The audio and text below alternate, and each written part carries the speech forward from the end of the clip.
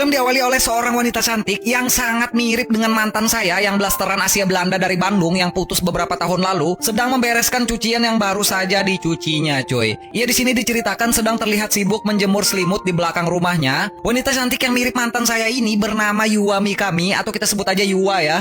Ia adalah seorang ibu rumah tangga yang baru saja menikah dan belum dikaruniai seorang anak. Selang beberapa saat, bel rumah pun berbunyi. Terlihat sepertinya ada seseorang yang mau datang. Saat Yuwa membukakan pintu, ternyata yang datang adalah seorang pria muda yang berpakaian rapi. Ia adalah karyawan atau staf dari suaminya Yuwa. Laki-laki muda ini diceritakan ingin menemui bosnya, cuy. Tapi di sini Yuwa memberitahukan bahwa suaminya sedang tidak ada di rumah. Pria ini bernama Han. Han diceritakan adalah pria yang tampan dan jauh lebih muda daripada suaminya Yuwa. Setelah memberitahu bahwa suaminya Yuwa sedang tidak ada di rumah, Han dan Yuwa pun akhirnya mengobrol. Dan akhir pembicaraan, Yuwa menawarkan Han untuk masuk ke rumah. Tetapi Han di sini malah terdiam dan menatap gunungnya Yuwa yang besar, bulat dan empuk seperti bakpao. Yuwa yang mengetahui itu pun terlihat malu. Han pun langsung meminta maaf kepada Yuwa. Han akhirnya dipersilahkan masuk. Karena Han adalah bawahan suaminya, Han pun menawarkan apakah ada yang bisa ia lakukan untuk membantu Yuwa. Yuwa di sini diceritakan ingin mencari suatu barang di atas lemari, tetapi ia sulit menemukannya. Karena lemari di rumahnya Yuwa sangat tinggi. Ia pun akhirnya meminta tolong kepada Han untuk membantunya. Sesampainya mereka di dalam rumah, Yuwa pun memberitahukan lemari yang dimaksud kepada Han. Tetapi saat Yuwa berdiri di atas bangku, Han malah tergoda dan memperhatikan dan mengamati badannya Yuwa yang seksi dari belakang. Cuy, mantap nih Han ya. Tahu aja ya, udah mulai nih mantap nih. Saat Yuwa berbalik, Han pun terkejut dan langsung menawarkan untuk membantunya. Ia pun langsung membuka jasnya dan menyingsingkan lengan bajunya sambil matanya mengamati gunung Yuwa yang besar, bulat dan empuk seperti bakpao Mang Ujang yang dijual di depan komplek gue nih. Mantap nih, mantap juga ya Han ini ya, menyingsingkan lengan baju ya, kayak orang mau apa nih?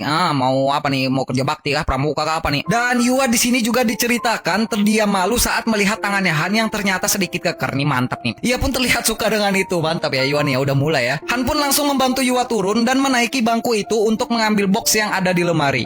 Ia mengarahkan box itu kepada Yuwa agar Yuwa bisa memeriksa dan mencoba menemukan barang tersebut. Nih gua bingung juga nih, barang apa sih yang dicari ya? Apa nih ya, sempak apa nih ya? Tetapi saat Yuwa mencari barang tersebut, Han malah menatap gunungnya Yuwa yang besar dan empuk seperti bakpao lagi. Mantap nih.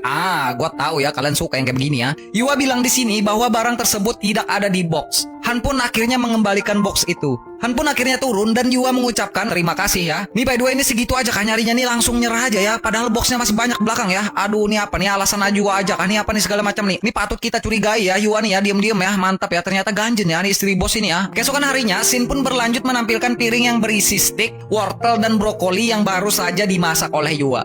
Ia di sini diceritakan sedang memasak makanan itu untuk suaminya. Di sini terlihat suaminya Yuwa adalah laki-laki yang mempunyai perut buncit, rambut berantakan, sedikit tua dan terlihat lemah. Mantap nih. Berbeda dengan istrinya yang mempunyai gunung empuk, merekah seperti telur yang baru digoreng nih. Mantap nih, udah lapar aja gue ya. Suaminya Yuwa ini kita namain aja Kimoto ya. Mantap nih Pak Kimoto nih ya. Sesuai dengan penampilannya ya, lemah ya. Lemah di dasar nih, orang tua nih lemah ya. Pantes aja ya Yuwa mencari laki-laki lain ya. Setelah beberapa saat mengobrol, mereka berdua pun akhirnya mulai makan. Saat sudah mencoba masakan Yuwa, suaminya pun berkata, ini enak sekali cuy, mantap nih. Yuwa pun terlihat tersenyum senang karena masakan yang dimasaknya dipuji oleh suaminya. Di sini terlihat rumah tangga mereka ini baik-baik aja ya guys, nggak ada masalah gitu loh. Apa nih permasalahan ini apa gitu loh? Cuman suaminya aja ya, tua ya. Apa ini? Pasangan suami istri ini akhirnya mengobrol sambil menikmati makanan. Tetapi tanpa sepengetahuan suaminya, ternyata Yuwa ini malah membayangkan Han saat Han menyingsing lengan bajunya cuy dan memperlihatkan tangannya yang keker ya. Mantap ya. Ketahuan ya. Ternyata cewek suka sama badannya keker ya. Mantap ya. Pantesan dulu mantan gua kesemsem ya. Gua dulu di rumah air gua angkat-angkat ya. Gua bikin barbel ya, mantap ya. Nih Yuwa nih cantik-cantik, ganjen juga ya, bahaya ya. Apa cewek-cewek itu kayak gini semua ya? Periksa ya pasangan kalian ya masing-masing ya. Mantap ya. Saat mereka berdua selesai makan, suaminya Yuwa yang tua dan lemah ini pun langsung tidur dan tepar di kasur cuy. Yuwa di sini mengganti bajunya dengan baju tidur yang seksi. Mantap nih, udah mulai nih. Dan mencoba membangunkan suaminya agar Yuwa bisa mengajak genjot bergenjotan. Mantap nih, ceweknya yang ngajak ya. Luar biasa ya. Tetapi Pak Kimoto ini malah tidak bangun sama sekali karena ia ini sangat lemah cuy. Dasar ya orang lemah ini ya, meninggal aja udah ya. Yua di sini terlihat sedih dan kasihan karena keinginannya untuk genjot bergenjotan tidak tercapai. Scene berlanjut keesokan harinya saat Yua sedang menunggu suaminya pulang. Ia terlihat sedang mengambil jemuran karena hari sudah mendung dan ingin hujan. Selang beberapa saat, Pak Kimoto suaminya Yua pun akhirnya pulang, cuy. Tetapi ia di sini terlihat pulang tidak sendiri. Pak Kimoto pulang kehujanan diantarkan karyawannya yaitu Han karena Pak Kimoto ini sedang mabuk berat, cuy. Sepertinya mereka berdua nih habis minum-minum ya. Yua pun bergegas menghampiri mereka. Yua yang melihat Han basah kuyup, ia pun berkata, "Apa kau tidak apa-apa?" Han pun menjawab, "Iya, aku tidak apa-apa." Saat Han dan Yua berbicara, Pak Kimoto yang lemah ini pun langsung memotong pembicaranya mereka, coy, dengan mengatakan hal yang tidak jelas karena sudah mabuk berat ya. Udah ngelantur-ngelantur ya orang tua ini ya. Pak Kimoto pun akhirnya langsung tumbang dan tidak sadarkan diri. Yua bergegas mengurus Pak Kimoto dan berusaha untuk membangunkannya. Tetapi di sini Han malah melirik dan memperhatikan, mengamati, memantau nih, mantap nih, memantau badannya Yua dari angle belakang ya. Mantap ya. Udah 2 kali nih memantau-mantau badan Yua nih ya. Bermasalah juga ya si Han ini ya. Kurang ajar juga ternyata ya, istri bos ya. Singkat cerita, Pak Kimoto pun akhirnya bisa dibangunkan.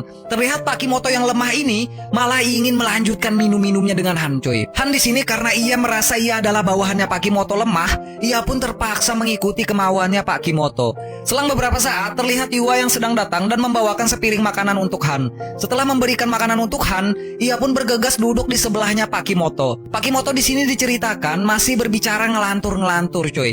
Han di sini hanya bisa terdiam dan mengiyakan bosnya yang sedang berbicara. Dalam keadaan mabuk berat dan hampir meninggal, Pak Kimoto ini pun masih sempat-sempatnya meminta kepada Yua dan Han untuk membuatkan segelas minuman lagi untuknya. Mereka berdua pun mau tidak mau langsung menuangkan minuman itu. Han pun di sini diceritakan juga ingin ikut minum dan minta dituangkan oleh Yua. Saat Yua menuangkan minuman, lagi-lagi nih Han nih mengamati dan memantau gunung Yua yang besar dan empuk seperti bakpao Mang Ujang ini lagi ya. Mantap ya.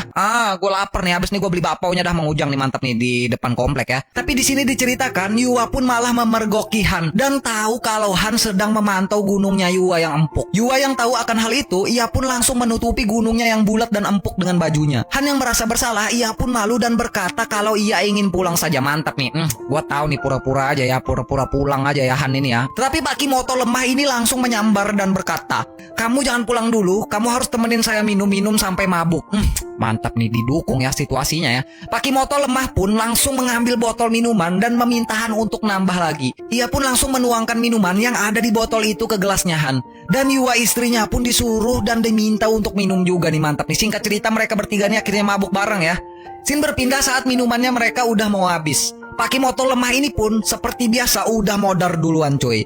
Han di sini bergegas membantu Yua membangunkan suaminya untuk memindahkan orang tua lemah ini agar tidur di dalam kamar. Dan beberapa saat sebelum mengangkat badan Pak Kimoto ini, tangan Han dan tangan Yua malah tidak sengaja bersentuhan. Dan mereka berdua terlihat malu bersama dan merasakan benih-benih cinta yang sudah mulai tumbuh di ladang nih, mantap nih. Udah kayak apa nih, sinetron aja ya, SCTP, apa nih, Indosiar segala macam nih, naga-naga ya. Cerita pun berlanjut saat Yua dan Han mengangkat Pak Kimoto lemah menuju kamar remang-remang yang hanya diterangi lampu duduk berwarna kuning, coy. Mantap nih, S1R nih lampunya nih, gua tahu ya. Yua dan Han pun merebahkan Pak Kimoto ke salah satu kasur di ruangan itu. Yua pun di sini berterima kasih kepada Han karena sudah membantunya memindahkan suaminya yang tua dan lemah. Karena Han merasa ini adalah kesempatan yang tepat, Han pun memberanikan diri untuk merayu Yua dan berkata kalau ia sangat menyukai Yua. Yua di sini bukannya kaget, ia malah terlihat senyum senang akan hal itu. Mantap nih, kayaknya nih suka juga ya Yua bersama Han ini ya, mantap ya. Mentang-mentang Han ini mudaan ya, udah mulai nih cerita-cerita perselingkuhan nih kayaknya ya. Gue udah mencium bau-bau perselingkuhan nih.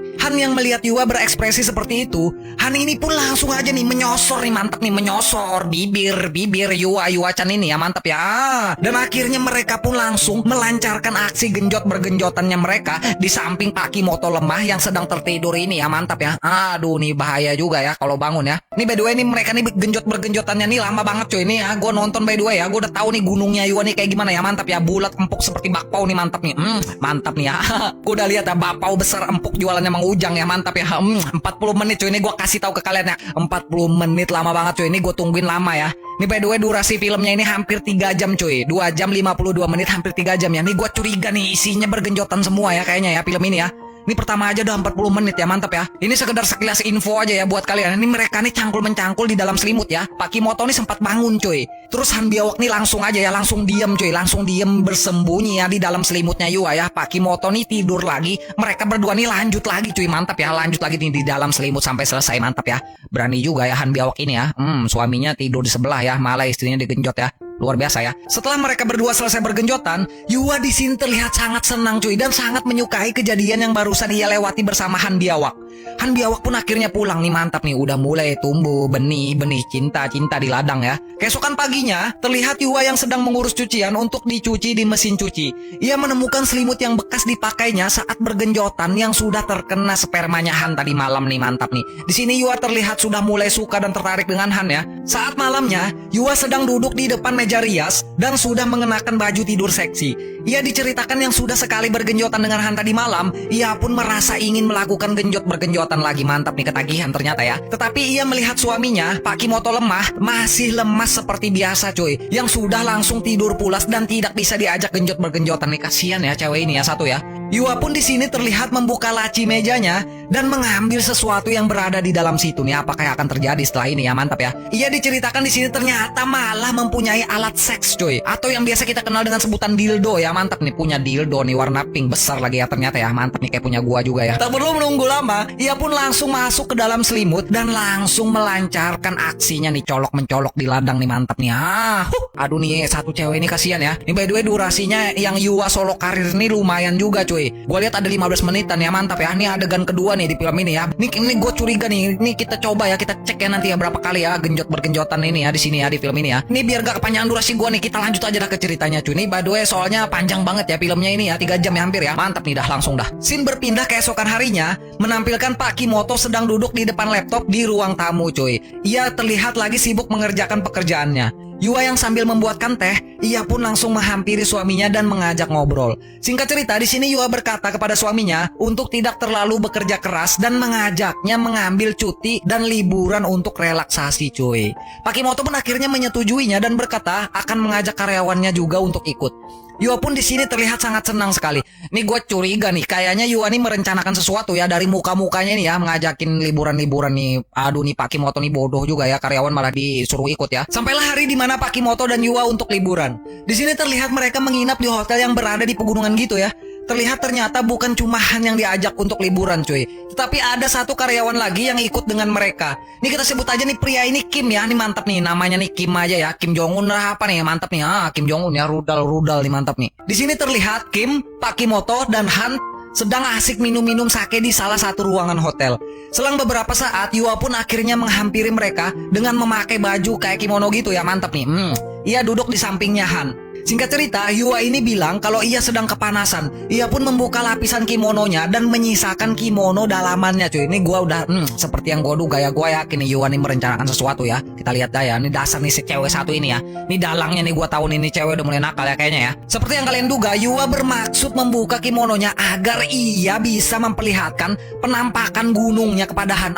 Gua bilang juga apa ya, mantap ya. Ini cewek udah nakal cuy. Cantik-cantik lakukan kayak begini ya. Han pun di sini terdiam kaget sambil memegang sake saat melihat penampakan gunungnya Yua cuy. Mantap nih, gunung meletus ya. Ini kita singkat cerita ya, mereka pun akhirnya selesai minum-minum dan bersiap untuk tidur cuy. Pak Kimoto diceritakan tidur terlebih dahulu. Kim langsung kembali ke kamarnya, dan saat Han ingin pergi menuju kamarnya, Yua pun langsung menarik kimononya Han dan menyuruh untuk tinggal. Mantap nih Dan langsung aja nih Yua nih ngajakin Han bergenjotan lagi nih di dalam selimut cuy. Aduh nih aduh bingung dah gua nih. Aduh nih, kita skip aja cuy, terlalu banyak bergenjotan ya di film ini ya. Pura-pura aja ngajakin liburan ya, pengen bergenjotan sama Han ternyata ya. Nih mereka akhirnya pulang cuy nih. Kita singkat cerita aja ya. Suatu waktu saat di rumah, Pak Kimoto terlihat sibuk mengerjakan pekerjaannya di depan laptop sambil memakai earphone. Yua di sini terlihat sedang ingin membuatkan teh untuk suaminya. Nih aduh nih, kayaknya udah adegannya diulangin lagi ya.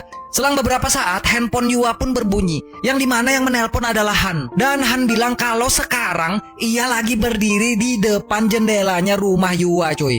Han bilang ia datang karena ia sangat merindukan Yua. Yua pun langsung kaget dan memeriksa jendela rumahnya, dan benar ternyata ada Han yang berdiri di sana cuy sambil melambaikan tangan ya. Mantap nih. Aduh nih adegan lagi dah pasti nih. Aduh gue udah mulai pusing ya lihat adegan terus ya di sini ya.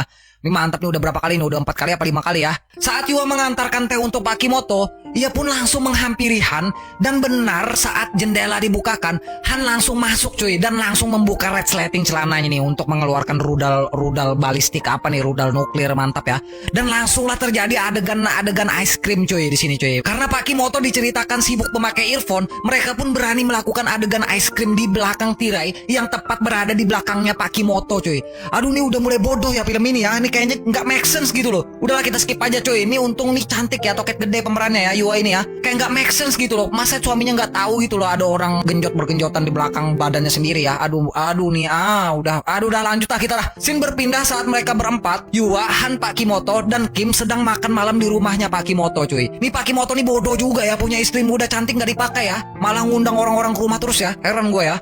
Bingung juga nih gue nih. Siapa suruh ya? Nih gue singkat cerita lagi nih cuy. Ternyata saat makan-makan ini, diam-diam tangannya Yua malah menjalar cuy. Ini keselangkangannya Kim nih, mantap nih. Kim sekarang Kim yang jadi korban ya. Korban apa nih? Korban keenakan dari Yua ini ya, mantapnya. Aduh nih cewek apa ini ya, mantap ya. Semua orang yang mau diajakin genjot ya. Kim yang lagi makan pun kaget karena rudalnya merasakan sesuatu getaran-getaran di bawah cuy. Kim pun hanya bisa terdiam dan sambil menahan rasa enaknya agar tidak ketahuan Pakimoto dan Han. Yua pun memberikan isyarat agar Kim diam-diam membuka celananya pelan-pelan agar tidak ketahuan oleh yang lain. Saat Kim sudah membuka celananya, Yua pun melancarkan aksinya mengocok, memblender pop es di bawah meja ya, mantap ya. Mantap dah nih. Singkat cerita, rudal Kim pun akhirnya menyemburkan sperma ke tangan Yua nih, mantap nih. Tetapi Yua malah berani mengangkat tangannya ke atas cuy. Kim pun langsung mengambil tisu dan langsung mengelap tangannya Yua yang berlumuran sperma. Han di sini berkata, sepertinya ia mencium bau yang aneh. Aduh. Yang dimana bau itu adalah bau dari spermanya Kim. Ini lagi makan ya by the way ya. Aduh, ini jorok banget ya. Kim dan Yua pun mencari alasan kalau bau itu bersumber dari makanan yang ada di atas kompor karena kelamaan gak diaduk cuy. Aduh, ini ada aja alasannya ya. Hebat ngeles juga Kim ini ya, mantap ya. Dan setelah mereka selesai makan, Kim dan Pakimoto di sini terlihat tidur kecapean. Aduh nih Han pun langsung mengajak Yua bergenjotan. Yua mengiyakannya, tetapi Yua ingin bergenjotan lagi di bawah meja makan cuy. Ini gue heran nih kenapa gitu nggak pergi aja ke kamar mana gitu loh, malah selalu di samping-samping orang tidur ya. Mereka berdua ini ya bergenjotan terus ya. Ini malah di meja makan nih, nggak sakit apa nggak enak cuy di bawah meja makan, malah ya mencari. Aduh nih apa nih. Singkat cerita, akhirnya Yua dan Han pun akhirnya selesai bergenjotan lagi di bawah meja makan nih. Dan filmnya pun akhirnya selesai cuy. Akhirnya selesai juga ya. Gue udah mulai pusing nih di menit-menit terakhir nih ya, karena alur ceritanya nih di akhir-akhir film ini cuy. Menurut gue nih terlalu memaksakan ya, biar ada kesempatan aja gitu loh buat bergenjotan gitu loh. Kayak udah sih orang gak ada apa-apa tuh tiba-tiba tidur aja gitu loh, terus bergenjotan di sampingnya gitu loh. Heran juga gue ini ya, produsernya ini ya. Pokoknya nih film isinya bergenjotan aja cuy. Mantap nih by the way cuy. Gunung Yua nih lumayan bulat ya by the way ya. Khusus dan spesial buat kalian yang udah subscribe ya. Ya mungkin segini aja guys untuk video kali ini. Jangan lupa like, comment, share, dan subscribe. Terima kasih buat kalian yang udah menonton, dan terima kasih juga bagi kalian yang udah subscribe ke channel Caramel Popcorn. Gua Demi sebagai narator pamit. Sampai ketemu di video selanjutnya. Thanks for watching guys. Bye bye.